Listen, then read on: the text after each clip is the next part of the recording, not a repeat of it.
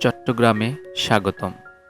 আজ আমরা চট্টগ্রামের ঐতিহাসিক সিআরবি বা সেন্ট্রাল রেলওয়ে বিল্ডিং সম্পর্কে জানব।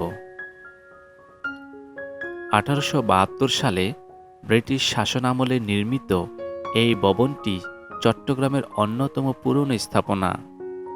লাল রঙের এই ভবনটির স্থাপত্যশৈলী ব্রিটিশ উপনিবেশিক আমলের নিদর্শন বহন করে। বর্তমানে এটি বাংলাদেশ রেলওয়ের পূর্বাঞ্চলের প্রধান কার্যালয় হিসেবে ব্যবহৃত হচ্ছে। জানা যায় এটি একসময় অসম বেঙ্গল রেলওয়ে সদর দপ্তর ছিল। এখানে রয়েছে ব্রিটিশ উপনিবেশিক স্থাপত্য ও প্রাকৃতিক দৃশ্যের এক অপূর্ব মিশ্রণ। পাহাড়ের উপর অবস্থিত হওয়ায় এর চারপাশের মনোরম পরিবেশ এবং শান্ত পরিবেশ পর্যটকদের আকর্ষণ করে।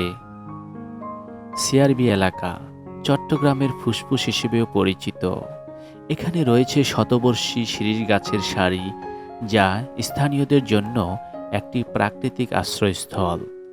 বিকেলে এখানে খেলাধুলা, জগিং ও অবকাশ যাপন করতে আসে নানা বয়সী মানুষ। প্রতি বছর বাংলা নববর্ষে সিআরবি এলাকায় শিরীষতলা মঞ্চে আয়োজন করা হয় বৈশাখী উৎসব, যেখানে অনুষ্ঠিত হয় বলি খেলা ও সাংস্কৃতিক অনুষ্ঠান। এটি চট্টগ্রামের সাংস্কৃতিক জীবনের একটি গুরুত্বপূর্ণ অংশ। সিআরবি চট্টগ্রামের ইতিহাস, সংস্কৃতি ও প্রাকৃতিক সৌন্দর্যের এক অনন্য মিশ্রণ।